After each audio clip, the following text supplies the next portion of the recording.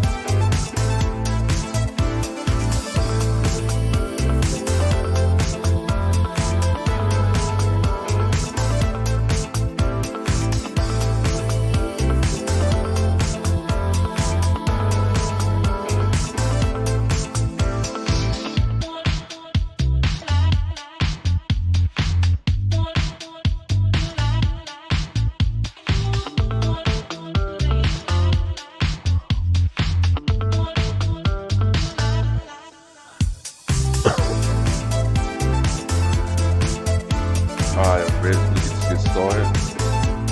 Get ready for this. Thanks to games, Kobe revealed. Let's get it.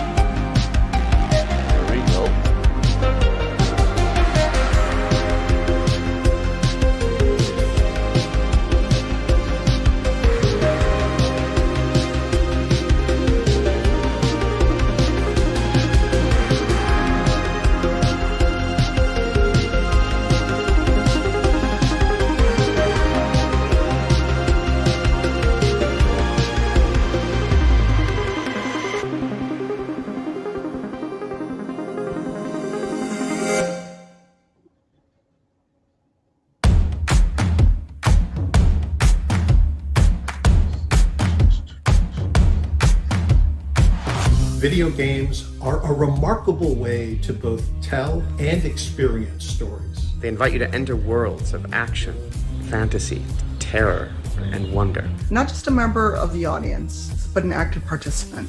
They are stories that are shaped not only by the visions of their creators, but by the choices you make as they unfold.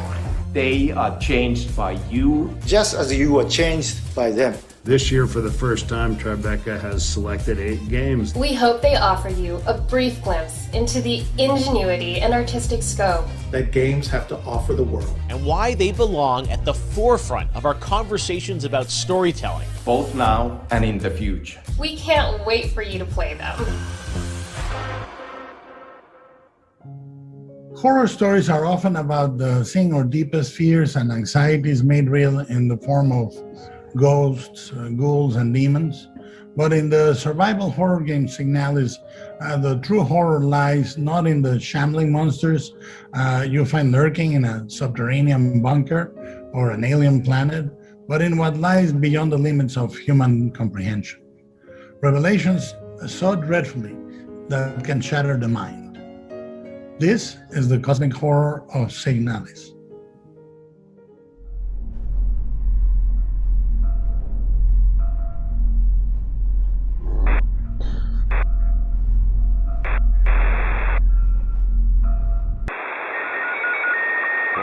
Where is this?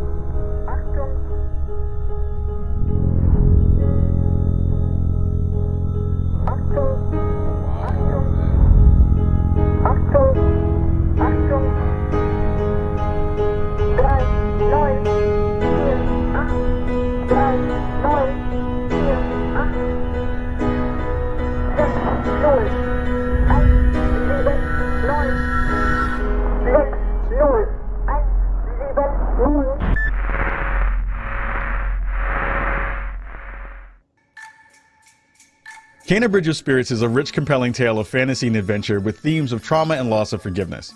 And yes, it's full of fast-paced action and breathless battles with supernatural foes, but the first thing that hits you when you see it is the beauty of a debut game from a small but passionate team at Ember Labs, and how the stunning animation of its lush, magical world pulls you into a journey of a spirit guide trying to save a village haunted by restless souls. But why not let you see it for yourself? Here's our next official selection, Kena Bridge of Spirits.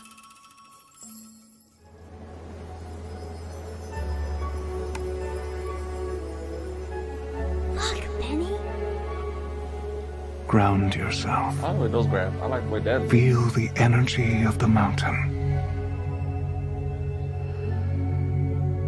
Draw on its power.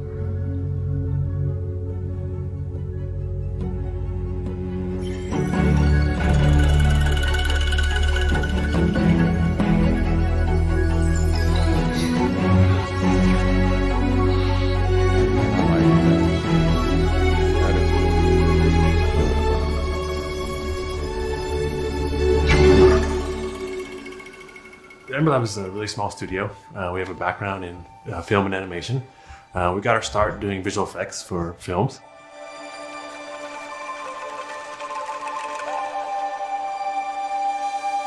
And then from there we grew into doing a lot of animated work for commercials.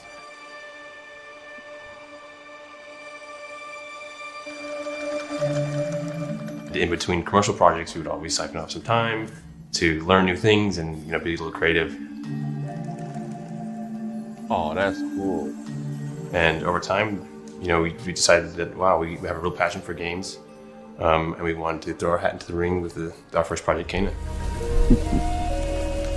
Something tells me you did not come to our village looking for forest creatures. Hello, Spirit. I seek passage to the sacred mountain shrine. We've been playing games our whole lives together as brothers, and the action adventure games are sort of what we play together and we also enjoy. Yeah.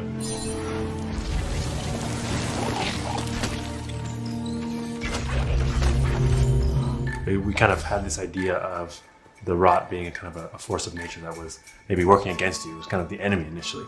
And then kind of had the thought to flip it, where the rot become your companions.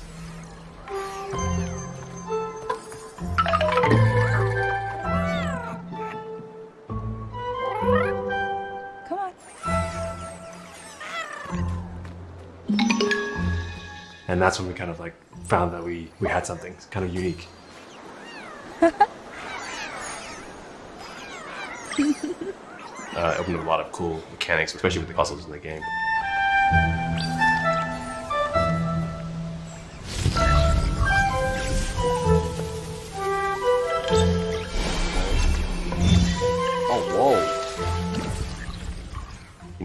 With film, you can just put the camera where you want it. You can tell, you have complete control over what they're seeing, when they're seeing it, how they're seeing it. And in games, all that goes out the window. So communicating ideas or themes to the player is a lot more difficult, we found. Yeah.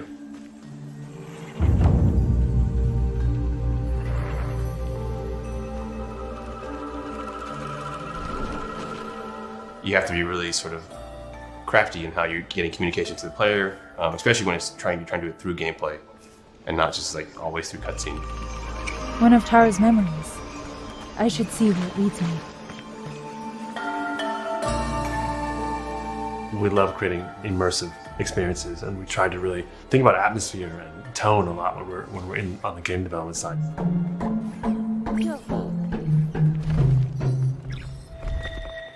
Storytelling and atmosphere is a big part of our traditional medium in terms of film aesthetics. Just having the world be something that you want to sit down and explore and be a part of was a goal of ours from the beginning.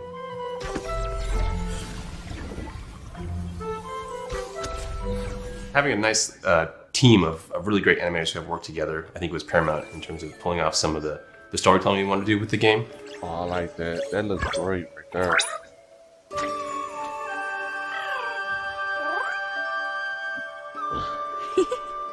We're actually making a 45-minute animated movie inside of a game.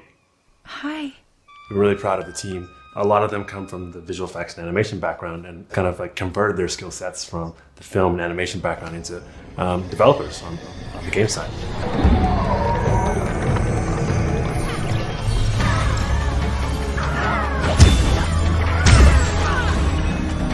Okay. Those graphics look awesome. During the process of making the game, we also were introduced to a musical group called Sudamani. And we actually, Jason and myself went over to Bali to do recording for the soundtrack.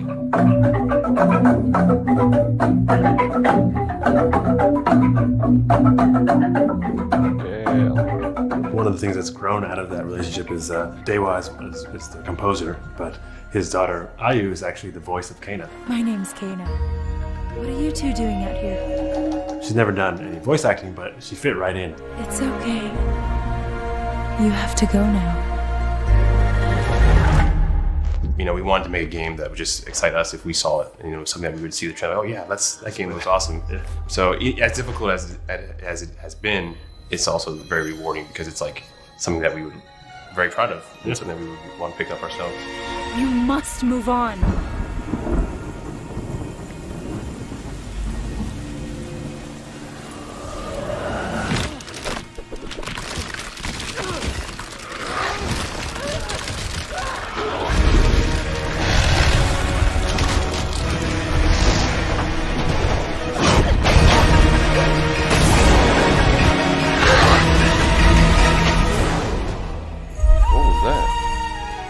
The path of a spirit guide is a lonely one. Huh. Southern Gothic is a uniquely American storytelling tradition, blending magical realism with dark tales of decay in the American South. Norco adds a dash of sci-fi to the Southern Gothic stew, weaving cyborgs and artificial intelligence into pixelated Louisiana landscapes, where the sun sets heavy and orange over the swamps, and oil refineries blaze like torches in the night. It is a place where people, memories, and secrets have a way of getting lost and buried. Dig them up if you dare, in the haunting and extraordinary adventure that is Norco.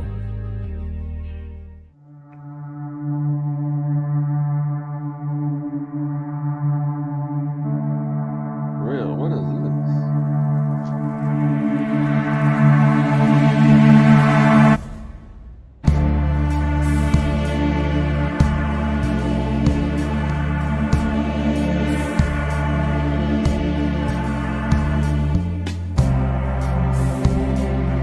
Geography of Robots. There's a handful of devs, artists, and musicians making output that is largely centered around the American South and the psychogeography of the American South.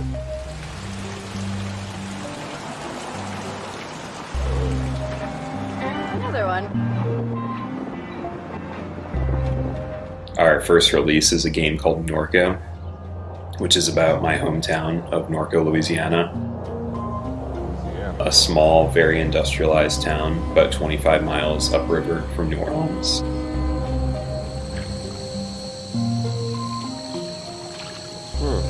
There's so many intersecting pieces of infrastructure. So many stories embedded in the landscape. I've been fascinated with that region since I was a kid.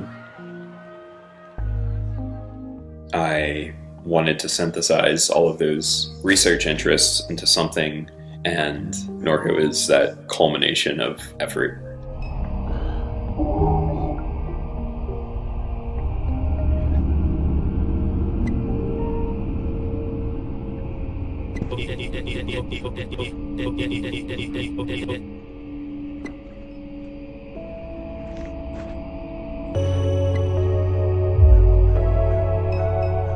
It draws from both reality and certain sci-fi tropes.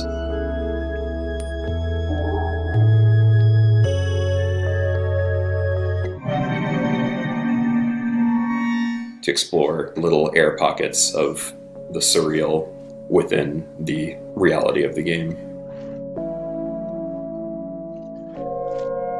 The primary benefit that we have working in this sort of adventure game, point and click genre is that we've got just decades and decades of iteration to build on within this genre, going back to the old Lucas games, Monkey Island and such. What works for our story? What are the necessary mechanics to tell the story of Norco?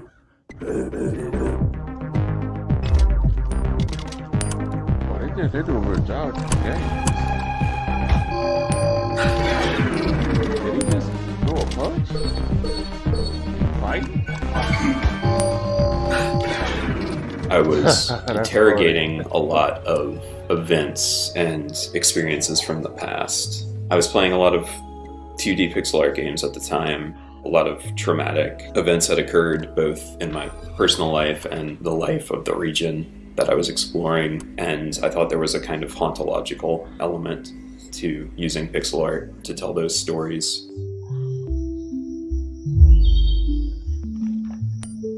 I don't have any artistic experience, and so doing a simple 2D pixel art game fit the best within my limited resources that I had. Oh, that game.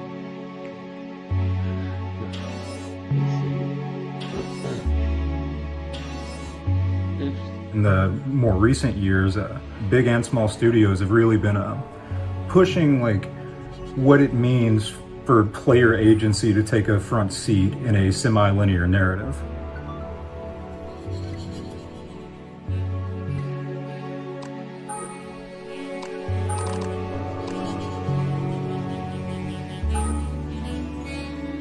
It has been an interesting journey, pushing the boundaries of the medium and kind of forcing it into this more complex, uncomfortable future.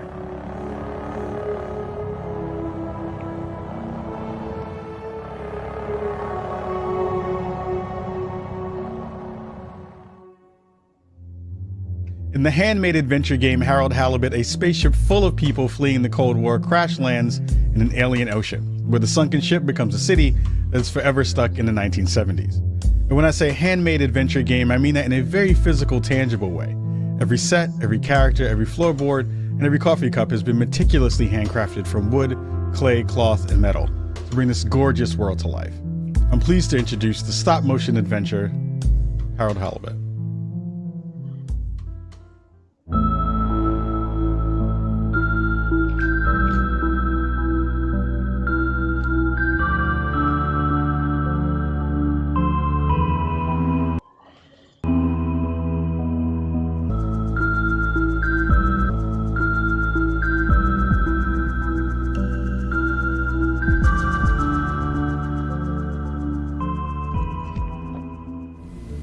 Hi, we are Slow Brothers, a tiny interdisciplinary game studio based in Cologne, Germany.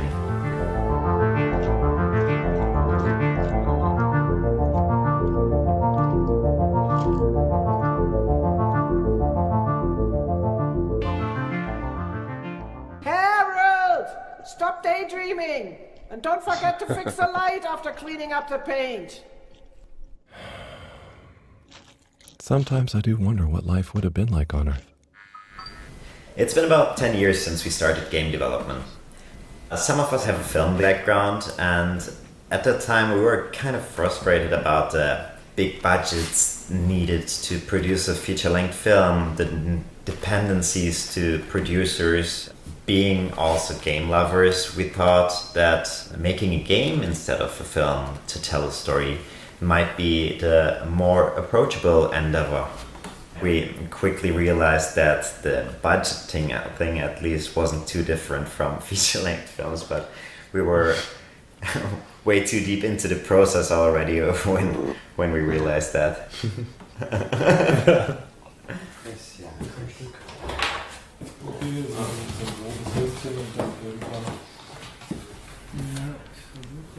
Our goal has always been to create an accurate recreation of a stop-motion film, to create a cinematic feel.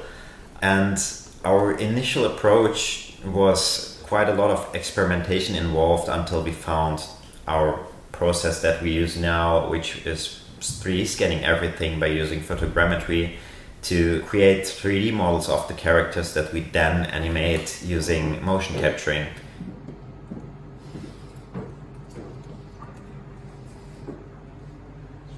Which gave us this fluidity and also all the options that we have in modern 3D games to light the scenes in a cinematic way and to use camera movement. So it's even a little bit different than traditional stop motion animation, and we really liked this mix of the digital world and the analog world.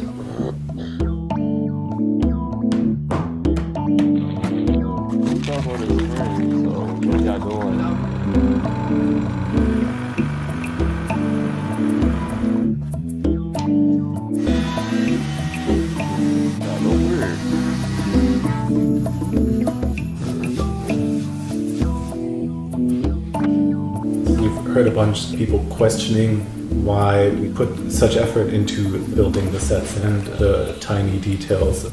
Ultimately, we think that's why the game feels the way it does is because of the sum of its parts and that level of detail coming together as like a greater thing. We just like put a lot of effort into giving the individual characters and Harold's social environment a lot of depth, and that ultimately makes for like a rich experience. Now, if you're quite ready. Sure. Ready for what? I made a breakthrough discovery at the Arboretum last night. You remember the last batch of bloomy rocks? Oh, the really small ones from the last intake? The ones with the strange shapes and the little holes and... The blue ones, yes. Turns out their surface composition doesn't just give us clues about our immediate aquatic environs. I think they've picked up some influences from outer space as well.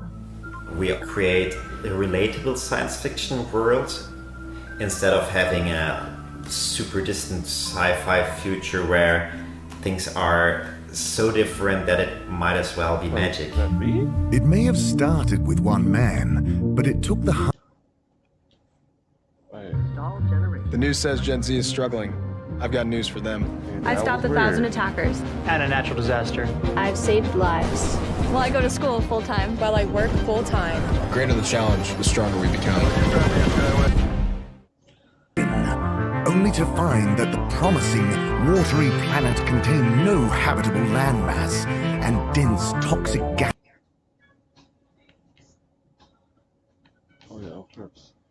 We are fighting a war 30 years in the future. I gotta save the world to save my daughter.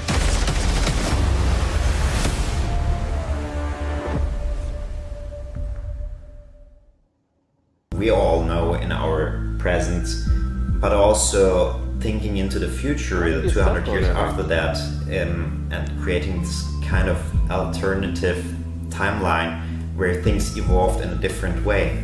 It's just that the professor and I need some sea rocks, filter rocks from older times that have come from the filters, and I feel like you might have one? Okay, look and listen here, Longy Long Pants. I shut the store for a reason, you know?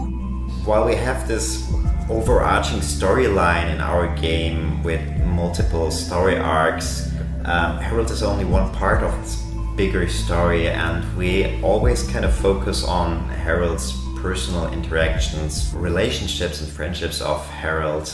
Harold! Good timing. You can explain things to the Major, can't you? Harold? Come here and explain things. So, Harry, how's life been treating you? Keeping fishy. What? Keeping busy. Okay. Harold. Is everything okay? And therefore really concentrated on providing a lot of depth in those characters for players to ultimately explore. Harold, won't you stay? The jog team won't be the same without you. Yeah, venga, Harold! You can't leave now, I just got here! Jog team, jog team, jog team! Go jog team. Come on, Harold. Keep up. Deep breaths, Harold. You're doing great. Guys, have you got any tips? Just keep on moving, Harold. You never know when you'll have to slow down. So keep going while you can.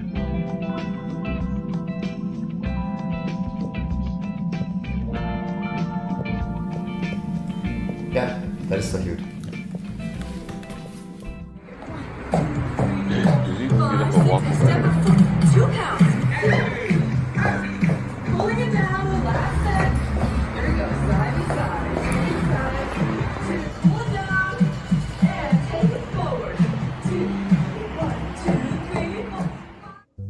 Imagine setting off across a vast desert on a rite of passage, with no one to share the long and lonely trip but your trusty hover bike. On your journey to the horizon, you will traverse a world of beauty and mystery, full of spectacular ruins, both ancient and futuristic. This is the joy of exploration, the thrill of discovery. And if you listen to the stories of the people and places you encounter, perhaps a chance to learn what you came here to understand. This is Sable.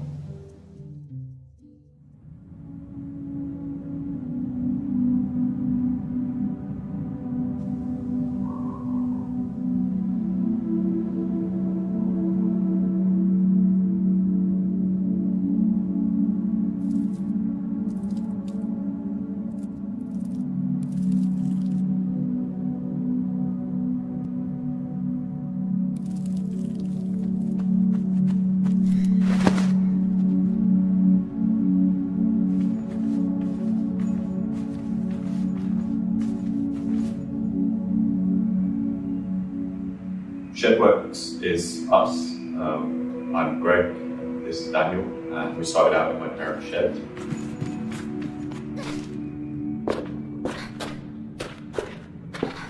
Sable is the main character. She's a young girl who's leaving her home for the first time.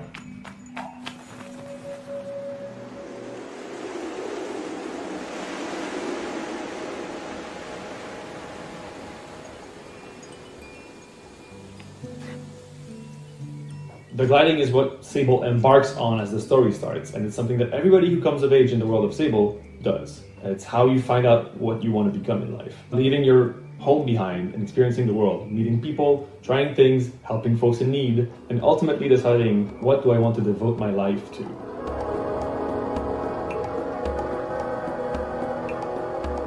So much of the people here, the communities here, are defined by their vocation. You know, the desert that they live in is inhospitable, and so they've kind of had to come together and had to form groups around resources. And so Sable kind of goes from place to place, meeting different societies and cultures, built around completely different experiences of the same environment.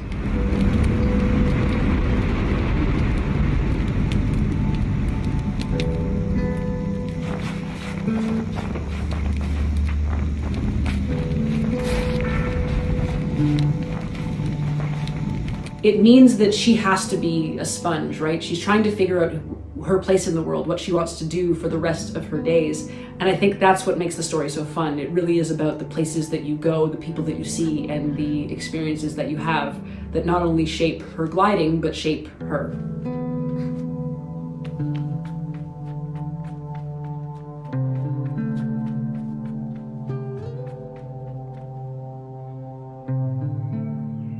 My dad and Daniel's dad went to architecture school together. You know, our lives have kind of crossed a bit in that period. Your mum taught me art at secondary school. By the time we were at sort of university age, that was when indie games had really kind of taken off as a creative sort of field. I started to think about if there was something that I could make myself.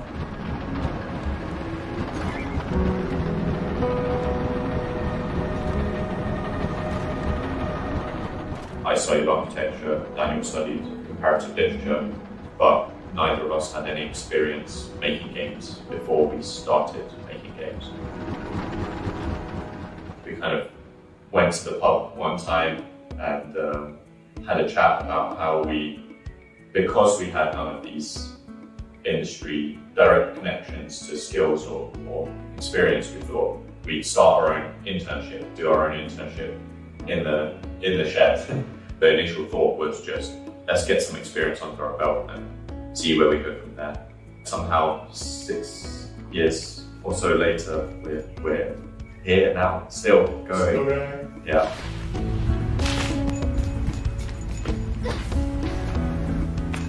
The thing that we've really tried to focus on is exploration, and we've kind of geared every design decision that we could around that focus.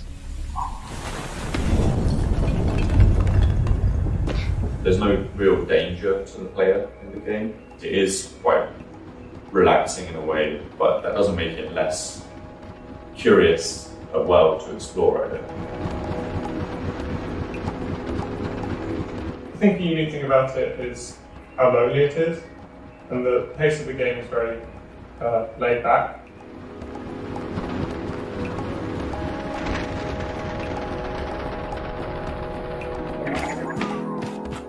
It was the first game that we designed that was really geared around our skills as well, our backgrounds. We wanted to do something narrative focused, do a background in comparative literature, we wanted something to architecturally focused, and my background in architecture helped with that. So I think that it's come from us in that way makes it quite unique. We draw from a number of references and influences, I suppose. I guess some of the most obvious ones are the visual ones, right? Stuff like Mobius or Tintin, or Studio Ghibli, and those kind of pieces were always influential. Yeah, it does have that mix of ancient and futuristic to our eyes, right, who live here, but to the eyes of Sable and to everyone in that world, that is all that they know. We brought Japanese breakfast onto the project really early on, like before we'd really started it, and so our music had kind of been there from the very beginning. So that's been the music itself has been a really big part of shaping where the direction of the game.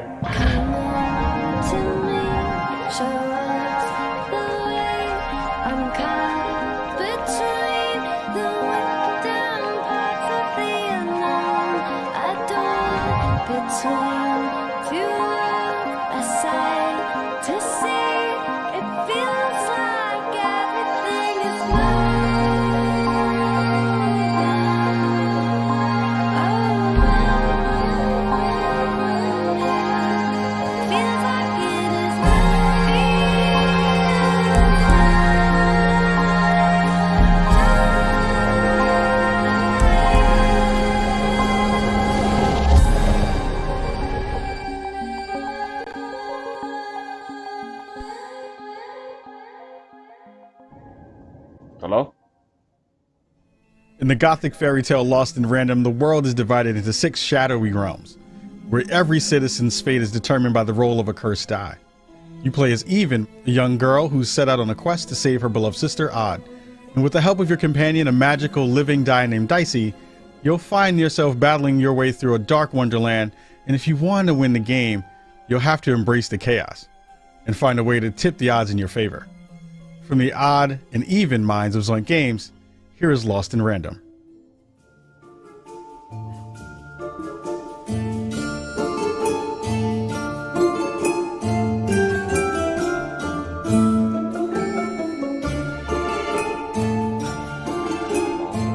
So Lost in Random is being developed here at Zoink Games in Gothenburg, Sweden.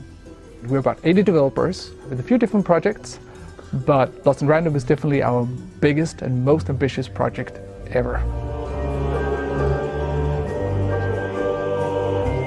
We're known for doing quite narrative-driven games. We really want to make games that speak to people and touch people and make people think. Lost in Random is a 3D action-adventure game set in the gorgeous gothic fairy tale world of Random.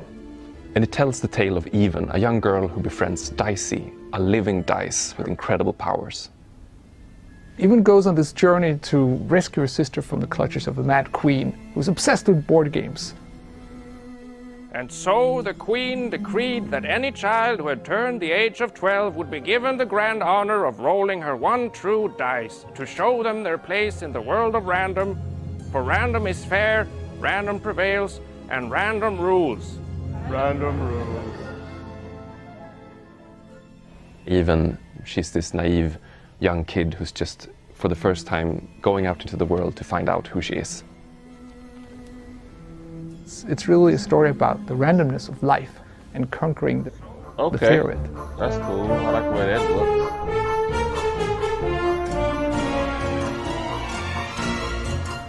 Even and Dicey are a really fun duo. Even is this quick to anger, but she's not one to hold grudges, but she can easily get into a fight. And Dicey is there to hold her back. Dicey, who is this cute puppy kind of character, his moment to shine is when you're in combat. When Even rolls Dicey, he becomes this kind of Swiss army knife of magical power. No, Dicey. They should be I scared like of those us. dances right there. Right? We're really in love with this project. It's a really great like story, those it's great actors, it's the innovative gameplay, and it just feels like everything is just so perfectly packaged together around the dice and this universe. And the style of the game is kind of like something out of a Laika or Tim Burton movie. It's really everything we've dreamt of doing all these years. It's really great, and we can't wait for everybody to play it.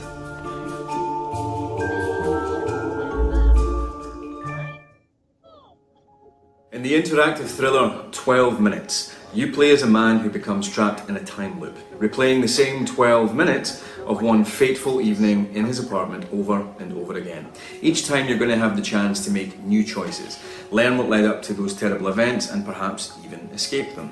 It's a story that's not just about how choices matter, but about how some stories can only truly be told when they can change, even just a little bit, every single time you retell them. It was a joy to participate in this project and lend my voice to the main character, and I hope you have as much fun playing it as I did making it. I am very proud to introduce a game where the end is only the beginning. 12 minutes. I have a surprise for you. Oh, okay.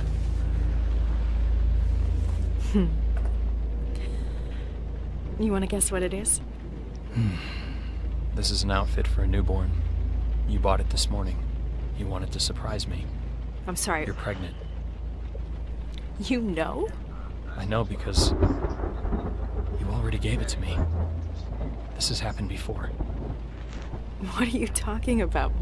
What's going on? Someone is coming. He's going to hurt us. He says you killed your father. I need to know what happened. Why are you doing this? My father died. Died of a heart attack?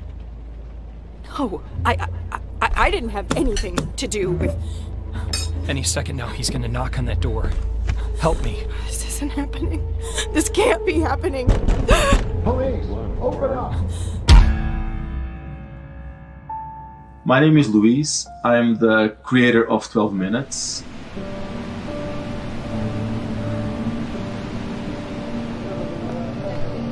I grew up watching a lot of film. They always captivated me, and I tried to understand what were they doing. The pacing, the colors, the lighting, the composition, in order to create these emotions in me. What are the tools we have as game designers that allow us to do similar things? I think the biggest challenge is that usually when we think about narrative, we think about a linear progression. And in an interactive game, at least in 12 minutes, that information can come at any moment depending on what you've done. What's the occasion? I'll tell you over dessert. All right, I'm ready to get wowed by this dessert. Just give me 1 second. You know, I'm fascinated by the idea of if you knew what's going to happen, what would you do differently? 12 Minutes is an interactive thriller about a man trapped in a time loop. You come home from work, you're having an evening with your wife, then this cop shows up, he accuses your wife of murder. Hands behind your back, let's go. You try to stop him, you get beat up. Somebody help! Only to wake up back to the start of the evening. And then you have to use the knowledge of what you know it's going to happen to try to change the outcome and break the loop. Look, I know this sounds weird, but the day's repeating itself. What do you mean, repeating itself? I'm living the same chunk of time over and over again. Uh-huh. The reason the game sticks to a bird's eye view is because it allows you to very easily interact with the environment. Most video games, you have a third-person camera or a first-person camera, and I wanted to create something that is very accessible. So by doing a bird's eye view, you have like a floor plan of the apartment that you just click where to move. There was also the challenge of having the voices convey the emotions without seeing faces. I can play a game like if that. someone is really stressed out, you won't have any facial expressions, so you have to feel the stress in the throat. There's always a Particularly because you don't see our faces in it, you really are projecting whatever you're feeling onto the character. There's no facial expressions that are instructing you. Where you go in the game will, I think, depend on you as an individual. I just need some time to myself. Come on, babe, please, stop it. And if there's enough subtlety in the voice acting, in the movement, your brain will fill the rest. Because actors think in terms of motivations. You know, what's my motivation for this scene? And workshopping with them, figuring those things out, allows the characters to become alive and become meaningful in the way they behave. Look, I didn't mean to. This is never what I wanted. No, come on. I warned you. Look, you can't do this. It will be different things for different people. There are so many versions of the story that will either reveal something or show something, and you as the player are revealing how you deal with truth, how you deal with other people's truth. Working in interactive medium, you can make a story that becomes very personal to you, right? You're not passively looking at what's happening and processing. You're actually deciding. By allowing you to participate, to change it, and to mold the way it's built, in a way it becomes part of you. It's like you're part of the creative process that is happening. And because the game doesn't really give you a direction, the decisions you make are based on who you are. I'll prove it. Yeah, great, let's see it. Wow me. That allows you to explore a side of yourself that maybe you wouldn't otherwise. Silently repeat these phrases. May you be free from suffering. May you be free from fear. May you know peace and joy.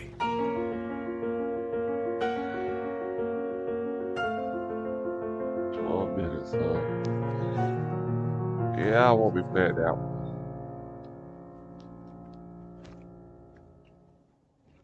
If you're not familiar with The Big Con, a coming-of-age comedy adventure about a teen in the 1990s, well, let me explain. You play as Allie, a high school junior who learns that her mom is about to lose her video rental store to loan sharks unless they come up with over $90,000 ASAP. Well, there's clearly only one thing you can do. Run away from band camp, head to the mall, and become a con artist. I mean, that's just common sense. From the decade that gave us the World Wide Web and so much plaid, I give you The Big Con. The Big Con. The Big Con. The Big Con. The Big Con. Hey, I'm Dave Proctor from Mighty Owl Studios, and I am the game director and writer on The Big Con. Mighty Owl is a company from Toronto. We're made up of some really awesome devs from this city. George Degenkamp, Saffron Aurora, Tabby Rose, Sakrina Diaz, and Yash Kulkarni is our core team. The Big Con is a adventure game where you hustle your way across 90s America as a teenage con artist. But it's all for a good cause. You are trying to save your mom's video store. So you learn to pickpocket, wear disguises, talk your way into and out of trouble. All for that good, not so good cause of making sure your family business stays afloat.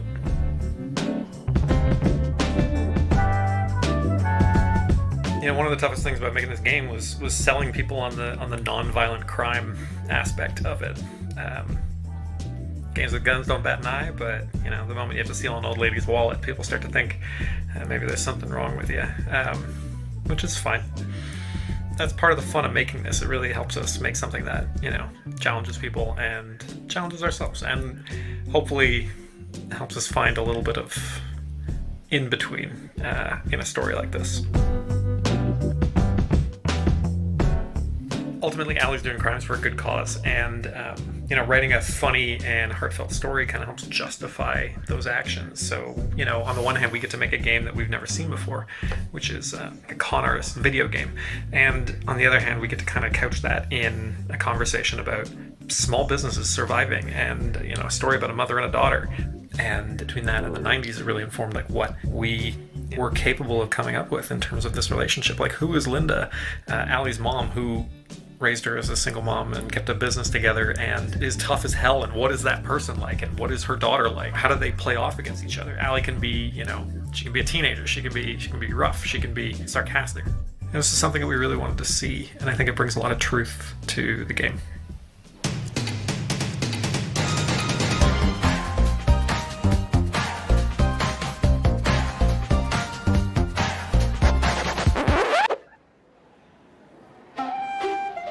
If it makes us laugh, it goes in the game. That was our rule. Like, we really want you to explore and find stuff. Or like what? Random conversations with people that, you know, some people might see, some people might not. It makes us happy knowing that it's in there.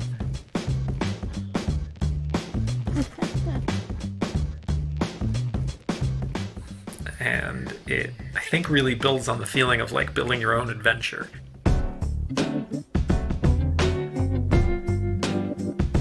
The 90s are just not they're not as done in video games, so we wanted to do it. We wanted to get in there.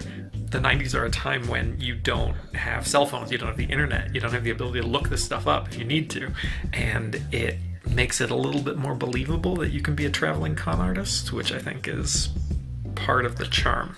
And so, you know, with the 90s means that we also get to do this ripping, colorful palette that Saffron put together. I watched a lot of cartoons growing up. Hey Arnold, Doug, and The Simpsons. They sort of set the foundation for this cartoon 90s aesthetic.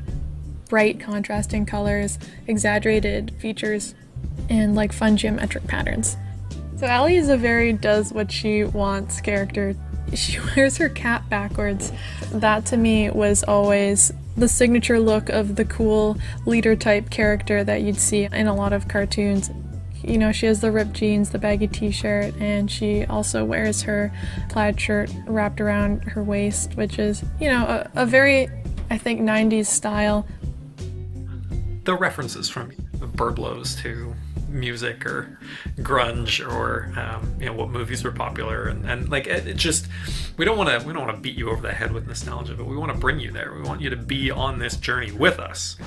The Big Con is the 90s crime adventure you've been waiting for. What do you think, Rad Ghost? Okay. I just want to finish off by saying thank you so much for the opportunity to be a part of this.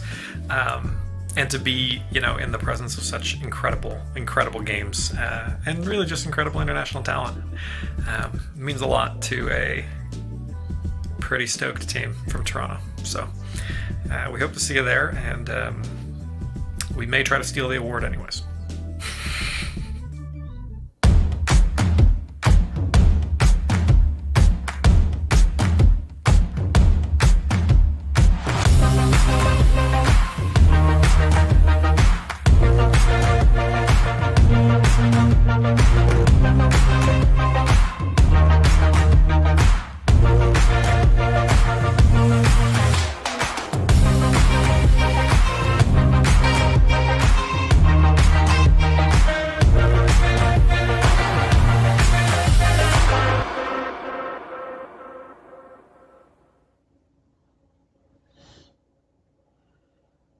Alright, so that was it. That's all was needed. Wow. Okay.